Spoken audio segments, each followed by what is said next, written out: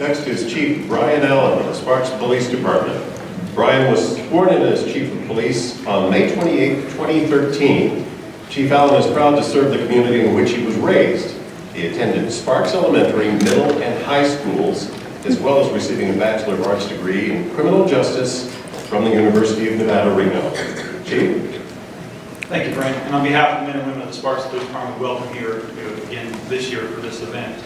I can remember 2 years ago, Chief Pitts, retired chief from the Reno Police Department, called up and said, "Hey, I want to do this thing over at the Boys and Girls Club over on 9th Street. Are you in?" And not knowing what I was getting into, I said, "Sure, I'll meet you there." And that year we had a great question and answer period with members of our community at the Boys and Girls Club, with myself, former Chief Pitts, and former Chief Mike Maris from the School District Police Department. And it was a good time where we had a lot of great questions, and I'm hoping we have some good answers for our community in that event.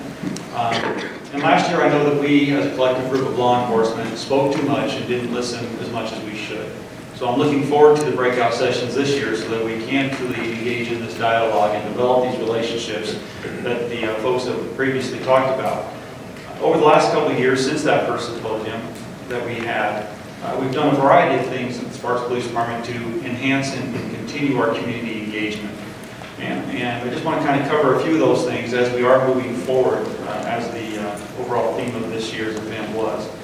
One of the first things that we have done in the last year is we were able to apply for and we received a grant from the Office of Community-Oriented Policing Services to hire 2 community resource officers.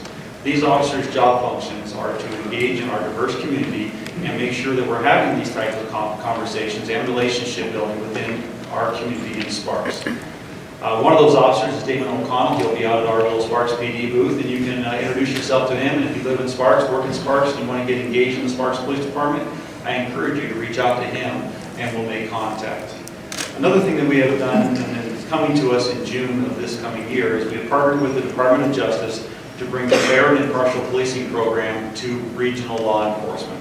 This program is developed by the DOJ through some grants, and it brings community leaders and law enforcement together to talk about those various things, such as our explicit and implicit biases, and how each one of us have our own biases, and how we can manage our own lives through those biases to better serve our community as a whole.